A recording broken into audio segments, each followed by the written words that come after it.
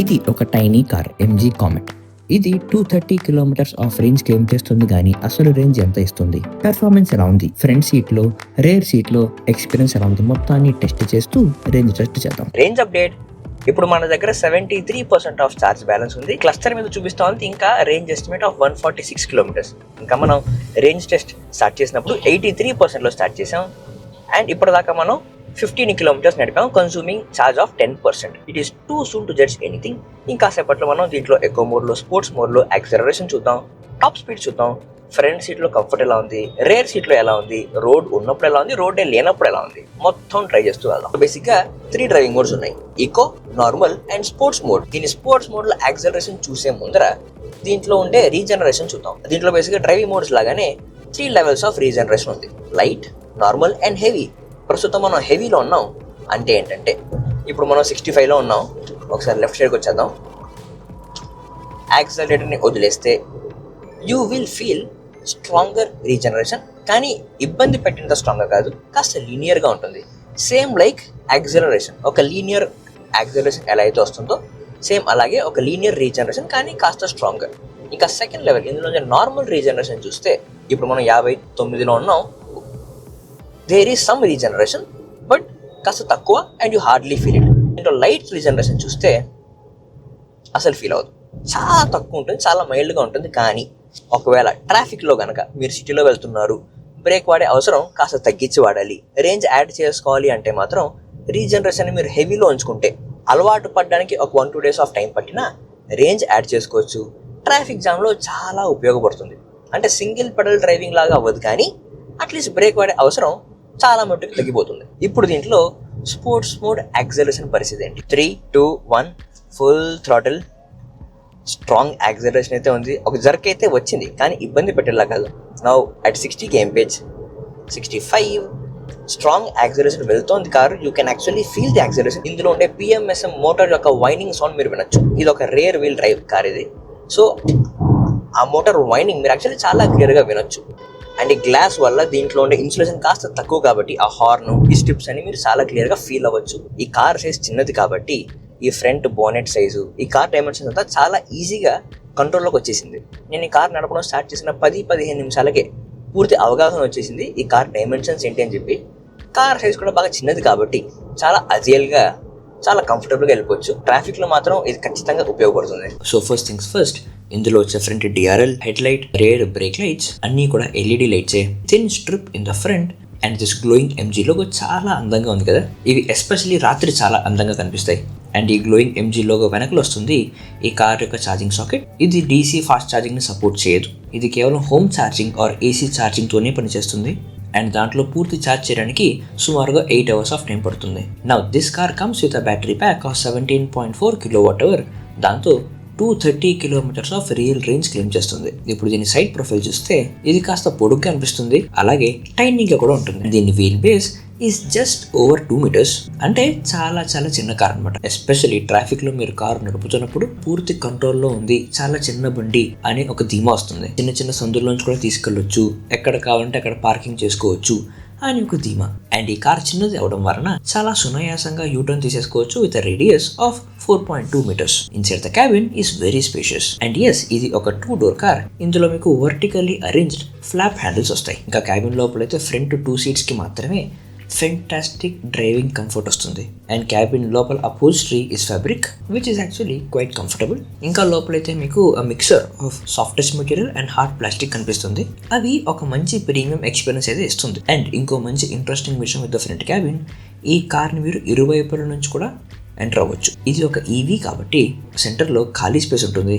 ఇంకా స్టోరేజ్ చూస్తే అక్కడ ఒక కప్ హోల్డర్, ఇక్కడ డ్రైవర్ స్టీరింగ్ పక్కన ఇంకో cup holder. To your left side there is a space to put your phone. ఇంకా డోర్ మీద ఉండే స్టోరేజ్ చూస్తే 500 ml ఆఫ్ బాటిల్ దీంట్లో పెట్టుకోవచ్చు. వెనకల కార్ యొక్క హెడ్ లైట్ హైట్ ని కంట్రోల్ చేసుకునే ఒక నాబ్ ఉంటుంది. And there is a knob to adjust outside review mirrors. ఇంకా సెంటర్ లో ఇక్కడ 2 10.2 inch టచ్ స్క్రీన్ డిస్ప్లే ఉండే ఇన్ఫోటైన్మెంట్ సిస్టమ్ వస్తుంది. ఒక పక్క వచ్చేసి you have every control and settings for the car యొక్క రీజనరేషన్ కంట్రోల్ చేయాలన్నా, స్పీడ్ లిమిట్ పెట్టాలన్నా, ఇంకా wireless Android Auto or Apple CarPlay connect చేయాలన్నా కూడా ఈ సెంటర్ కన్సోలే. దీని రైట్ సైడ్ స్టీరింగ్ వెనకల బేసిక్ ఇన్ఫర్మేషన్ చూపించే ఒక డాష్ బోర్డ్ ఉంటుంది.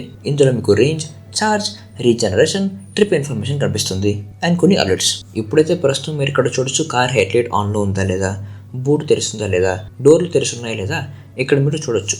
కానీ డోర్ వేసి కారు నడుపుతున్నప్పుడు ఈ లోగో అలాగే ఉంటుంది, అక్కడ ఏ ఇన్ఫర్మేషన్ చూపించదు, అది ఖాళీగా ఉంటుంది అక్కడ అంతే.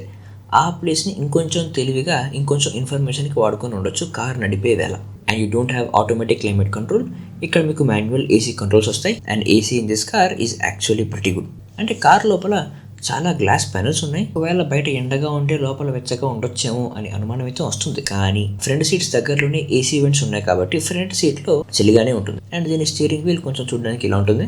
This has this leather finish. ఇంకా 2 డోర్ల యొక్క విండో కంట్రోల్స్ ఇక్కడ మధ్యలో ఇచ్చున్నారు, along with auto hold and parking brake. And you have this lever to change the riding mode. ఇక్కడ ఫ్రంట్లో there is no glow box, దాని బదులు యూ హ్యావ్ దిస్ 2 హ్యాంగర్స్, ఇంకా 2 USB-A charging sockets for your phone. అయితే అసలు విషయం మాత్రం దీని రేర్ సీట్స్, దీంట్లో అంత ఈజీగా అయితే కూర్చోలేరు. ఈ ఫ్రంట్ సీట్ కాస్త ఫోల్డ్ చేసి ముందరికి లాగి ఆ తర్వాత కాస్త వంగి జాగ్రత్తగా వెనక్కి వెళ్ళి కూర్చోవాలి. అలా వెళ్ళి కూర్చున్న తర్వాత కూడా కొన్ని ఇంట్రెస్టింగ్ విషయాలు ఉన్నాయి. ఫర్ ఎగ్జాంపుల్, మీరు ఫ్రంట్ క్యాబిన్ కనుక 100% ఉంది అనుకుంటే రేర్ క్యాబిన్లో స్పేస్ 60% ఉందనుకోవచ్చు. చాలా చిన్న స్పేస్. కాళ్ళు కనుక ఇలా చాపుకొని మీరు కూర్చోగలరు అని అనుకుంటే ఫ్రంట్ ఎవరు లేరు అన్న వేళ బాగుంటుంది. కానీ ఫ్రంట్లో ఉన్నారు, మీరు బ్యాక్ సైడ్ ఉన్నారు, కాళ్ళు ఇలా చాపుకోలేరు, పైకి పెట్టుకోవాలి అంటే మాత్రం థై సపోర్ట్ అంత బాగాలేదు, ఎక్కువసేపు మీరు బ్యాక్ సీట్లో కూర్చోలేరు. It is not that comfortable. దానికి 2 రీజన్స్.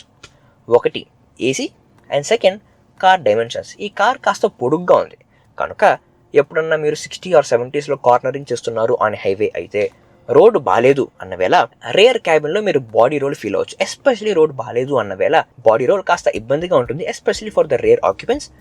ఫ్రంట్లో మీరు డ్రైవింగ్ చేస్తున్నప్పుడు ఆర్ ఫ్రంట్ ప్యాసింజర్కి అంత ఫీల్ అవ్వదు, రేర్లో మాత్రం ఖచ్చితంగా ఫీల్ అవుతుంది. And second is AC. ఇందులో బ్యాక్ సీట్స్కి ఏసీ వెంట్స్ లేదు, ఫ్రంట్లో మాత్రమే ఉంది. సో మీరు కార్ లోపల మధ్యలో కూర్చున్నారు అంటే ఓకే, కాస్త మీకు చల్లని గాలి వస్తుంది. కానీ ఇక్కడ ఈ ప్యానల్ చూసారు, ఈ గ్లాస్ ప్యానల్, దీనివల్ల వేడి వస్తుందన్నమాట. సో ఒక పక్క నుంచి వేడి, ఒక పక్క నుంచి చలి కలిపి నార్మల్గా డీసెంట్గా ఉంటుంది. Not the best of the cabin comfort. 45 minutes to 1 hour driving చేశాను. తర్వాత ఒక 15-20 kilometers బ్యాక్ సీట్లో కూర్చొని ఎక్స్పీరియన్స్ చేశాను. ఫ్రంట్ నేను డ్రైవ్ చేస్తున్నప్పుడు రోడ్ బాగాలేకపోయినా బాడీ రోల్స్ ఇవి అంత ఫీల్ అవ్వలేదు, కార్నరింగ్ చేసినా కంఫర్టబుల్గానే ఉండింది ఫ్రంట్ ప్యాసింజర్ కూడా. కానీ నేను ఎప్పుడైతే వెనక్కి వచ్చానో ఆ 15-20 kilometersలోనే టైర్డ్నెస్ ఫీల్ అయిందనమాట. ఆ tiredness is because of the body roll and inconvenient drive. పోతే ఇక దీంట్లో మీకు హెడ్ రూమ్ కూడా బాగుంది, స్టోరేజ్ లేదు. బ్యాక్ సీట్స్ కనుక తీసి ఉంది కూర్చున్నారు అంటే బ్యాక్లో మీకు స్టోరేజ్ రాదు. ఈ సీట్ క్లోజ్ చేస్తేనే వస్తుంది, కానీ ఆ క్లోజ్ చేస్తే you will have 350 liters of storage which is actually quite good. తర్వాత వచ్చేసి అతి ముఖ్యమైనది సస్పెన్షన్ అండ్ టైర్స్. దీంట్లో వచ్చే ఫ్రంట్ అండ్ రేర్ సస్పెన్షన్ స్టిఫ్గా ఉంటుంది. రోడ్డు బాగాలేదు అన్న వేళ ఖచ్చితంగా మీ క్యాబిన్ లోపల చాలా క్లియర్గా ఫీల్ అవుతుంది, దడ అని చెప్పి. You won't have the convenient drive.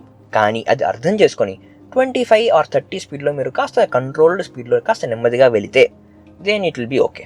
And second దీని టైర్స్. ఇందులో వచ్చేది 12-inch స్టీల్ వీల్స్. 12 inch కాబట్టి రోడ్లో టైర్ వెళ్ళే ప్రతిదీ మీకు లోపల ఫీల్ అవుతుంది ఇన్సైడ్ ద క్యాబిన్.